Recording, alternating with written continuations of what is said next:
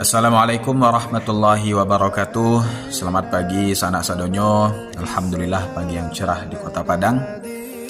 Berbahagialah bagi dun sanak nan jago tadi pagi melaksanakan sholat subuh dan memilih untuk tidak tidur.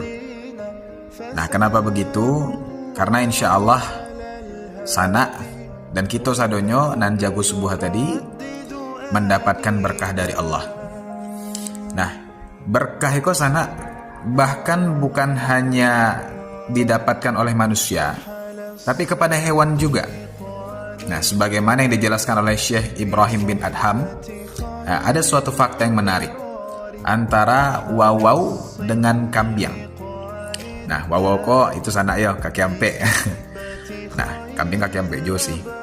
Nah, wawau kok sana tiok baranak sampai 7 hikua.